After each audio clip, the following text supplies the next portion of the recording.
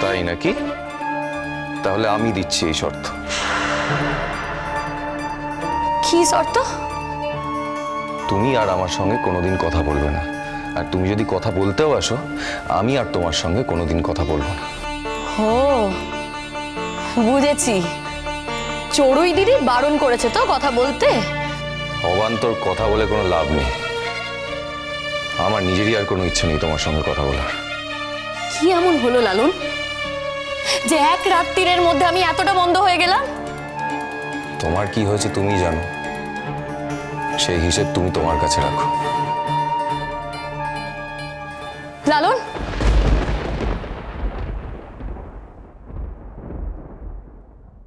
কি হয়েছে? বড় মামিরা বলেছে আমাকে আমি যেটা করছি সেটা নাকি ভুল। দিদাও তাই বলেছে। তো দেখো, সবার কথা অমান্য করে নিজের কথা কি করে মানি বলো তো? তুমি যুদ্ধটা আমার সাথে লড়তে রাজি তো লালন? কিসের যুদ্ধ? আমি যদি তোমাকে বিয়ে করি ও কিন্তু তোমার ক্ষতি করে দেবে। এই কথাগুলো এখন অবান্তর, এই কথাগুলোর কোনো মানে নেই, এসব আর হয় না। কি হয় না? বললাম তো, আমি বাড়িতে জানিয়ে দিয়েছি, এখন আর এসব হয় না। এই যে যেই কথাগুলো বলছো সেই কথাগুলো এখন আর বলা যায় না, এই ব্যাপারগুলো সব মিটে গেছে। এক রাত্রির মধ্যে সবকিছু চুকে গেল? তার মানে আমি ধরে নেব যে আমাদের মধ্যে যা ছিল সবকিছু মিথ্যে, আমাদের মধ্যে কোনো সম্পর্ক ছিল না। আর কতবার, কতবার আমাকে নাকে দড়ি দিয়ে ঘোরাবে? আর নাকে দড়ি দিয়ে ঘোরাবো না। তুমি চাইলে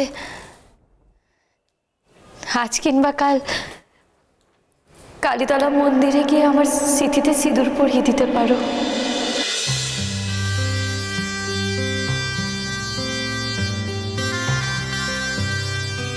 আর নাকে দড়ি দিয়ে ঘোরাবো না। তুমি চাইলে আজ কিংবা কাল কালীতলা মন্দিরে গিয়ে আমার স্মৃতিতে সিঁদুর পরিয়ে দিতে পারো।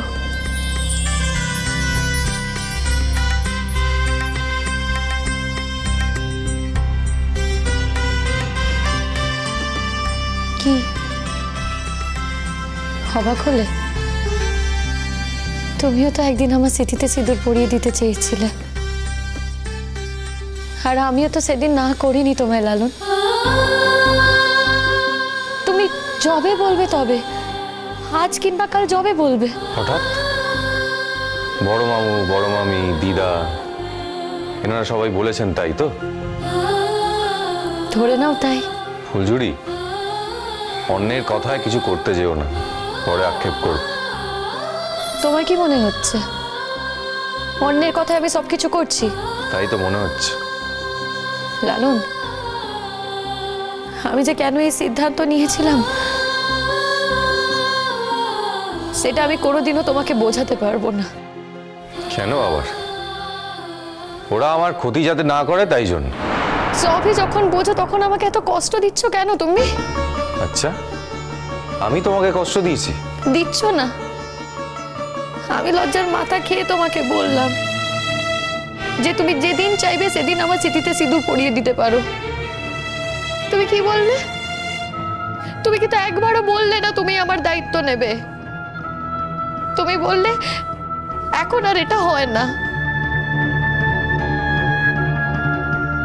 সবকিছুর একটা সময় থাকে ফুলঝুরি, আমি আমার বাড়ির লোককে বলে দিয়েছি। ঠিক আছে, সব যখন বলেই দিয়েছো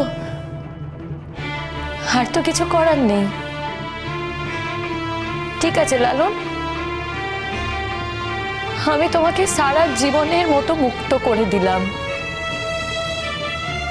আর কোনো পিছুটান রইল না তোমার। তোমার যা ইচ্ছে তুমি তাই করো।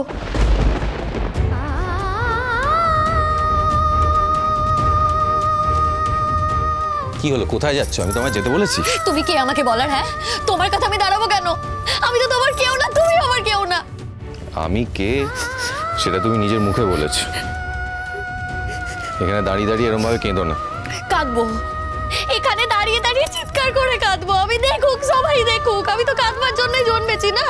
আর তোমার কি? হ্যাঁ, তোমার কি? যাও তুমি চড়ুই দিদিকে বিয়ে করে নাও গে, ভালোই তো থাকবে। বড়লোক বাড়ি জামাই হবে, প্যালেট বাড়িতে থাকবে, খুব সুখী হবে তুমি চড়ুই দিদি। ফুলঝুরি, আর বাজে কথা বলো না। এতদিন ধরে খালি তোমার বাজে কথাই শুনে যাচ্ছি, প্লিজ বন্ধ করো। এবার একটু কাজের কথা বলো।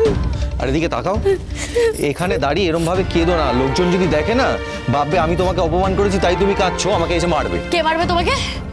কে মারবে আমিও দেখবো। কেউ তোমাকে ছুঁয়ে দেখাক, দেখবে আমি তোর কি হাল করি। আস্তে, আমি তো এটাই দেখতে চাইছিলাম।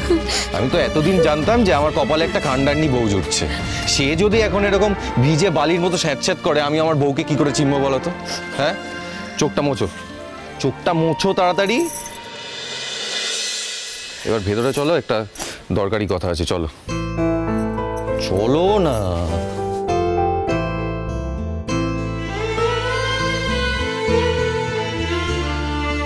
তাহলে ওই কথাই রইল, কালকে আমাদের বিয়ে। আর শোনো, কাউকে কিচ্ছু বলবে না। আমার আর কে আছে বলো তো বলার মতো?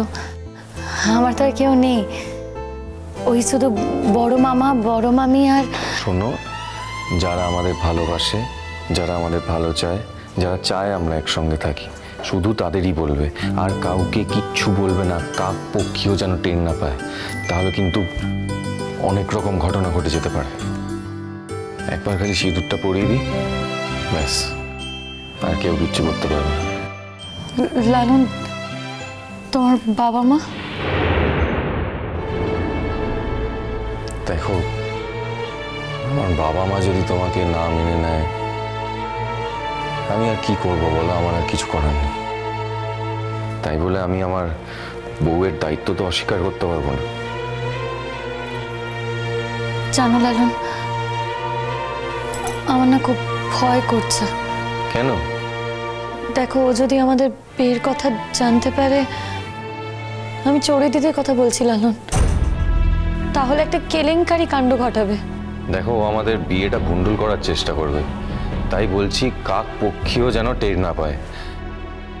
আমাদের একেবারে নিঃশব্দে এই বিয়েটা করতে হবে, আর কালকেই আমাদের বিয়ে করতে হবে। আমার খুব ভয় করছে লালন। আমার ওপর তো কোনোদিনও ভরসা করলে না। যদি আমার ওপর ভরসা থাকতো তাহলে এই ভয়টা করতো না। আমি তোমাকে ভরসা করি লালন, কিন্তু চড়ুই দিদিকে কোনো ভরসা করি না। ও যে কি করতে পারে আর পারে না। ও যা খুশি করুক। দেখো, ওর বাবা মাও চায় না আমাদের বিয়েটা হোক, জোর করে আমাদের বিয়েটা দিচ্ছে। আর এই বাড়ির অর্ধেক লোক চায় না আমার আর চড়ুইয়ের বিয়ে হোক। তখন তুমি আমাকে ছেড়ে চলে গেছিলে, তাই আমি রাগের মাথায় আমার বাড়িতে বলেছি আমার বিয়ের জোগাড় করতে।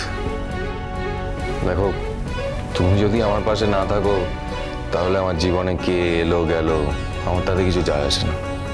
আমি ভেবেছিলাম যা হবে দেখা যাবে। তুমি তো শুধু আমার ওপর রাগই করতে পারো। তাই রাগ করবো না বলো? যখন তোমার আমার পাশে দাঁড়ানোর কথা, যখন তোমার আমাকে শক্তি দেওয়ার কথা, তখন তুমি আমাকে ছেড়ে চলে গেলে কেন বলো তো? যখন তোমাকে আমি ওই মানিক দাসের কাছ থেকে উঠিয়ে আনলাম, তখন এলে কেন? তাহলেই বোঝো কেন এলাম। কার ক্ষমতা ছিল বলো তো আমাকে বিয়ের আসর থেকে উঠিয়ে নিয়ে আসার? কাউকে ভরসা করেছিলাম বলেই না উঠে এসেছিলাম। সেটাই তো বলছি, সেই ভরসাটা হঠাৎ কেন দূরে সরে গেল? ওই চড়ুই দিদির ভয়। দেখো, চড়ুইয়ের আমি কোনো ক্ষতি করিনি কোনোদিন, কাজেই ও আমাকে ফাঁসাতে পারবে না, কারণ ওর কাছে কোনো প্রমাণ নেই। ও আমার কিছুই করতে পারবে না। কি করবে বলো তো আমার? আর তাও যদি ও আমাকে শাস্তি দিতে চায়, দেবে। শাস্তিতে আমি ভয় পাই না। তাই বলে সারা জীবন যাকে ভালোবাসি তার থেকে এত দূরে কি করে থাকতাম বলো তো? খুব তো আমায় ট্যাক করে কথা শোনাচ্ছিলে গো। কি সব যেন বলছিলে, সব শেষ হয়ে গেছে আর আমার সাথে কথা বলো না, বলছিলে তো এসব। কেন বলছিলাম বোঝনি? বুঝেছি। এই যাও, এবার বাড়ির ভেতরে যাও।